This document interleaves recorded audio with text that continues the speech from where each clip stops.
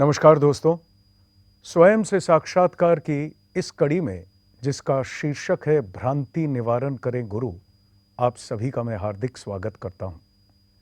कुछ आलोचना कर चुके हैं हम।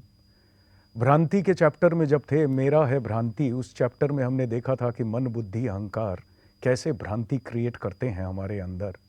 अब उस भ्रांति को निवारण करने के लिए उस मन, बुद्धि, अहंकार का इनवर्ड मूवमेंट होना चाहिए, अंदर की तरफ उनका झुकाव होना चाहिए, बाहर की तरफ नहीं। ये एक आलोचना हम करते चल रहे हैं। आइए एक बार सुन लेते हैं प्रज्ञान पुरुष क्या कहते हैं इसके बारे में, और फिर अपनी आलोचना जहां हमने छोड़ी थी वहीं से शुरू करेंगे। इसको फिर बैकवर्ड मूवमेंट लेना चाहिए, अर्थात उसको इनवर्ड माइंडेड करना चाहिए। तो गुरु ने मन को बाहर से अंदर कैसे लेना उसको सिखाते।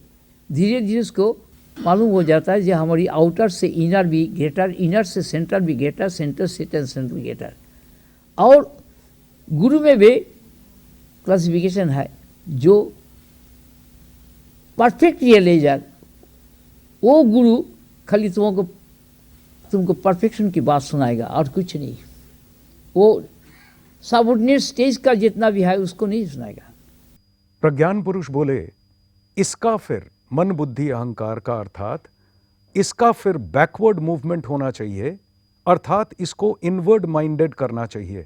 तो गुरु आपको सिखाते हैं कि बाहर से अंदर अपने मन को कैसे ले आया जाए। धीरे धीरे उसको मालूम हो जाता है कि आउटर से इनर ग्रेटर है, इनर से सेंट्रल ग्रेटर है, सेंट्रल से ट्रांसेंडेंटल ग्रेटर है। और गुरु में भी क्लासिफिकेशंस हैं। जो परफेक्ट रियलाइजर गुरु हैं वे आपको केवल परफेक्शन की बात सुनाते हैं और कुछ नहीं, वे सबऑर्डिनेट स्टेज की बातें करते नहीं। ये जो पॉइंट है परफेक्ट रियलाइजर के ऊपर, ये पॉइंट को हमने बड़े डिटेल में डिस्कस कर लिया है, इस पे जाते नहीं। हम चले जाते हैं आउटर से इनर, इनर से सेंट्रल, सेंट्रल से ट्रांसेंडेंटल। इस आउटर से इनर, इनर से सेंट्रल, सेंट्रल से ट्रांसेंडेंटल में डिस्कस करते करते हम लोग बहुत ही महत्वपूर्ण पॉइंट पर, बिंदु पर हम लोगों ने पिछली कड़ी को छोड़ा था। वो पॉइंट था, हम बुद्धि पे डिस्कस कर रहे थे। बुद्धि जो सब कुछ दे रही है, मन को, अहंकार को, प्राण को, आदि को सब कुछ दे रही है, वो बुद्धि की क्या कमी थी, उस पे हम लोगों ने इस पॉइंट को छोड़ा था। उसी पॉइंट से हम शुरू करते हैं।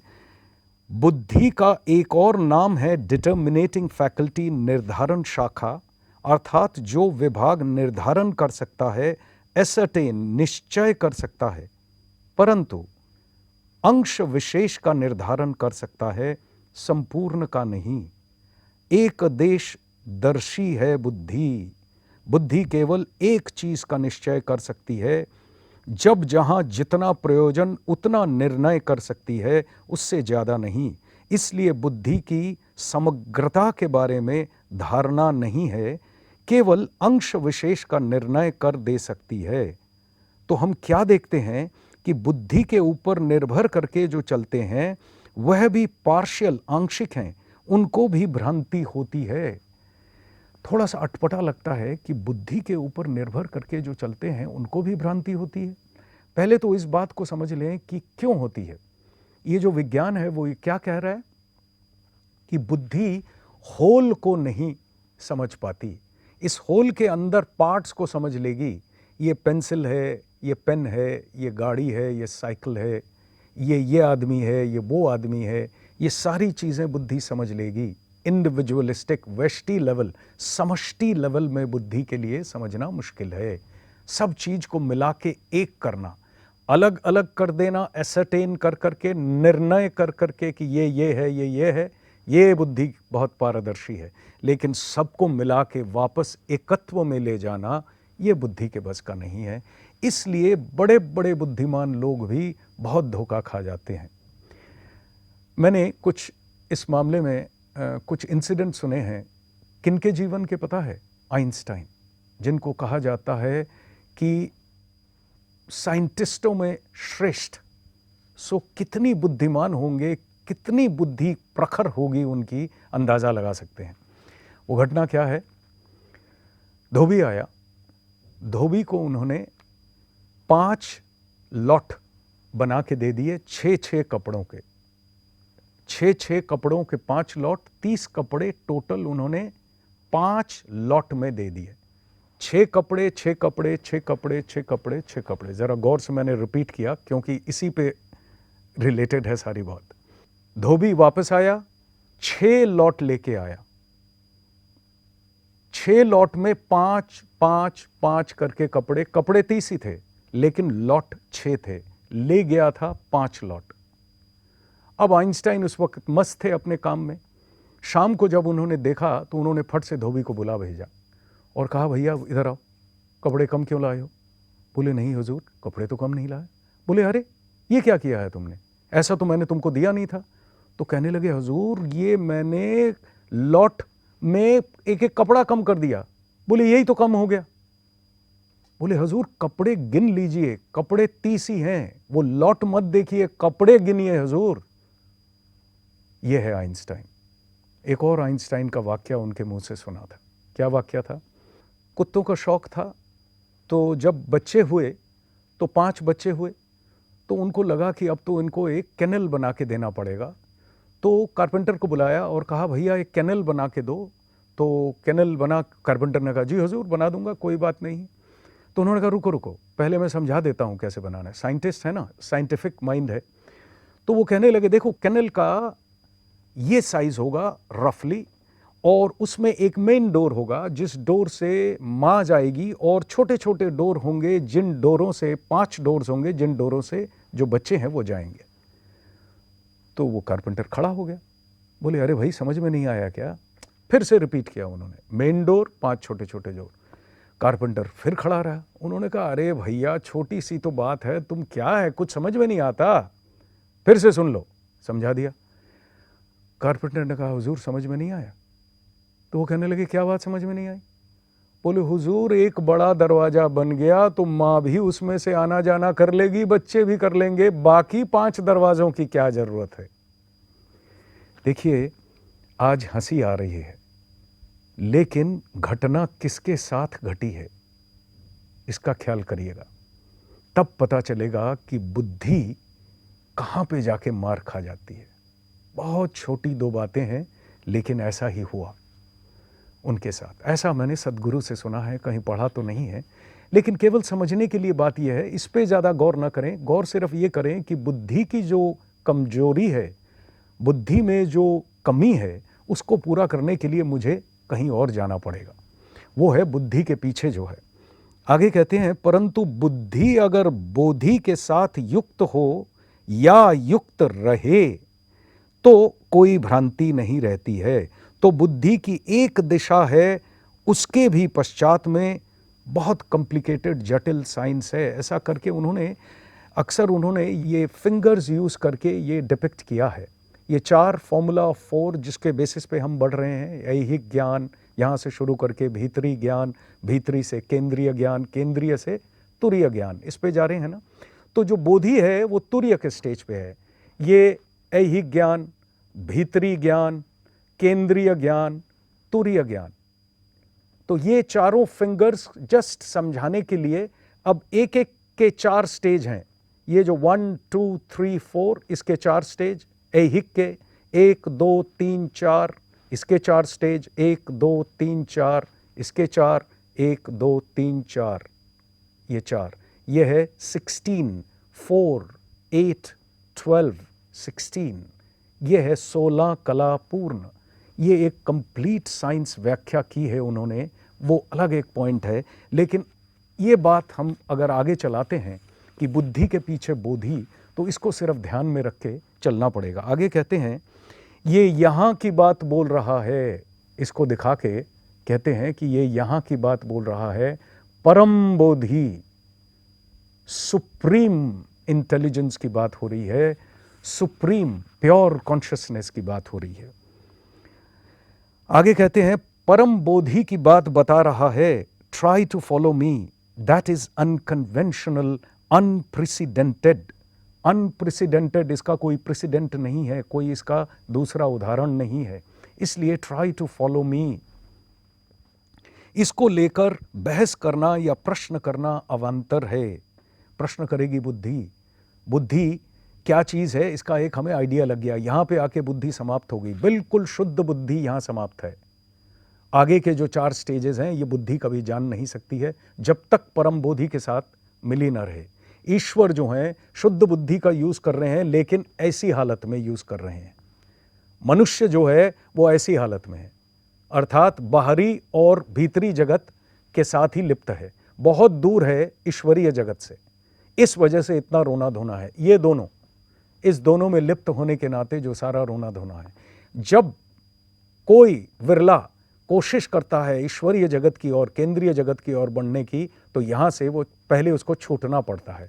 छूटने का अर्थ ये नहीं है कि जगत छोड़ के भाग जाओ, जगत में रहो, लेकिन वैराग्य वाली बात जो कही जाती है, अनअटैचमेंट, डिसअटैचमेंट वाली बात कही जाती है, रहकर भी अटैच्ड ना होना। देहस्थ अपि देहातीतम, प्राणस्थ अपि प्राणातीतम, मनस्थ अपि मनातीतम। ये जब सोच अंदर जगती है तब वो इस तरफ जुड़ता है, जुड़ने की कोशिश करता है। जुड़ते जुड़ते जुड़ते जुड़ते जब एक ही भूत हो जाता है तो यहां पहुंचता है। यहां पहुंचने के बाद उसको रियल बोधि का जगत शुरू होता है उसका। देखिए, इसके बाद भी 4 जगत और हैं। ब्रह्म ज्ञानी के 4 स्तर उनके मुंह से सुना है। ब्रह्मवीद, ब्रह्मवीद वर, ब्रह्मवीद वर्यान, ब्रह्मिष्ठ, जिनको वो परात परम गुरु बोल रहे हैं, आगे के चैप्टर में आएगा।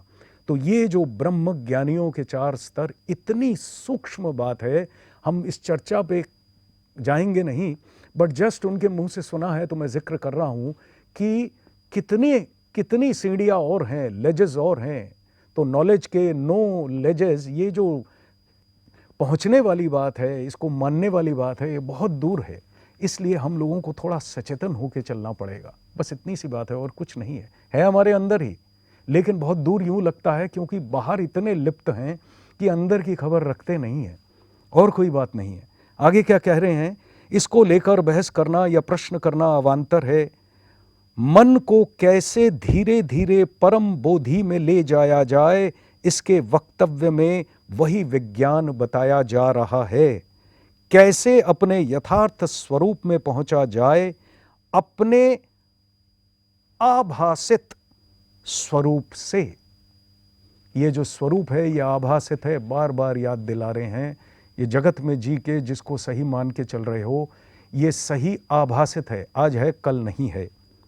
बहिर्देश से कैसे अंतर होकर, अंतर के अंतस्थल में, अंतरतम प्रदेश में, केंद्र से केंद्रतम प्रदेश में, केंद्र से तुर्य एवं तुर्य से तुर्यातीत में कैसे प्रतिष्ठित हुआ जाए, वही बताया जा रहा है। तो आउटर से इनर, इनर से सेंट्रल, सेंट्रल से यूनिवर्सल कॉस्मिक, उसके बाद सुपर कॉस्मिक अथवा ट्रांस कॉस्मिक, इसके बाद और मन की गति नहीं रहती। ट्रांस कॉस्मिक स्टेट के बाद मन की कोई गति नहीं है, यहां पे मन समाप्त है। वहां जाने के लिए श्रवण के माध्यम से जाना होगा, पग दर पग, चरण दर चरण, अन्य उपाय से संभव नहीं है। अर्थात श्रवण के माध्यम से सुनते सुनते अंदर के जितने और किस्म के भाव हैं सब निकल जाएंगे और निकल के तुम अपने आत्मस्वरूप में पूर्ण रूप से प्रतिष्ठित हो जाओगे। अर्थात ये स्टेजेस भी कंप्लीटली एक बारी में कवर हो जाएगा, ऐसा मैंने उनसे सुना है। इस बारी ये एक ऐसा पासपोर्ट लेके आया है, अपने तरफ इशारा करते हुए बोले हैं, जिस पासपोर्ट में कोई तपस्या किसी चीज़ की ज़रूरत नहीं है, डायरेक्ट पहुंचा दिया जाएगा बिना किसी कागज़ के। सिर्फ मानो और मान कर चलो। अब ये मैं कितने हद तक मानूं या ना मानूं ये मेरे ऊपर है। मैं इससे कंप्लीटली इनकार भी कर सकता हूं, वो कभी हिसाब मेरे से लेंगे नहीं। ये मेरे ऊपर है, हम सब के ऊपर है, हम इसको लेके आगे बढ़ें या ना बढ़ें, अपने आत्मस्वरूप को स्वीकार करके बढ़ें या अस्वीकार करके जगत में चलें।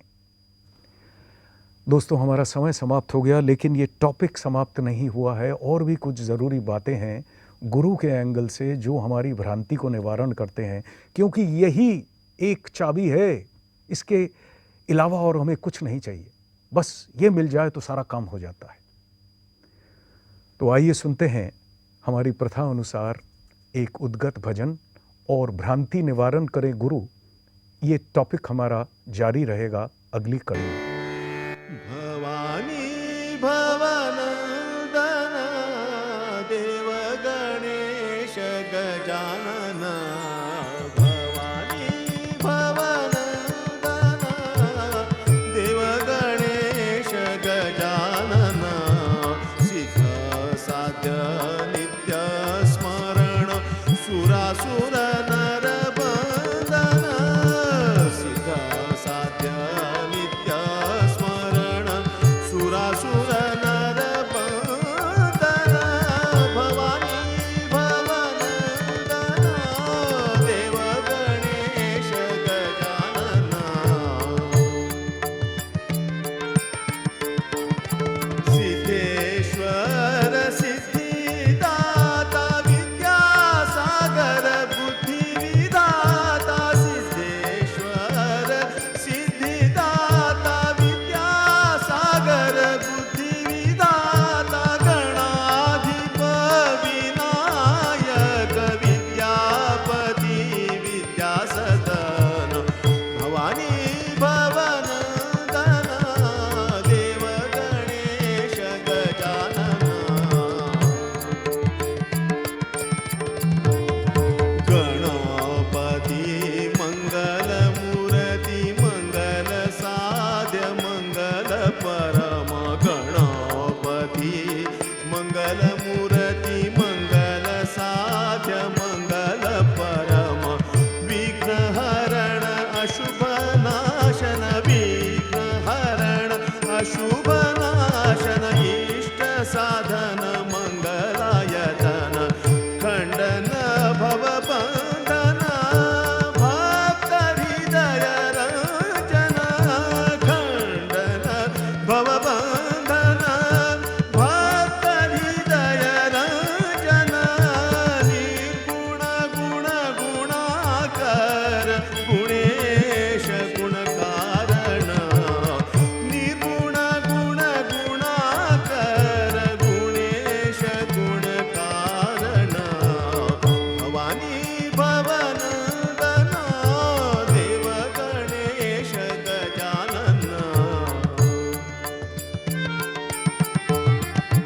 एकदंत लंबोदर चतुर्भुज रत्न विभूषण एकदंत लंबोदर चतुर्भुज रत्न विभूषण देवानुपम अंग शोभन देवानुपम अंग शोभन देवानुपम अंग शोभन सिंदूर सुंदर वरण भवानी भवनंदन देव गणेश गजानन सिद्ध साध्य नित्य स्मरण सुरासुर नर बंदन भवानी भवनंदन देव गणेश गजानन देव गणेश गजानन देव गणेश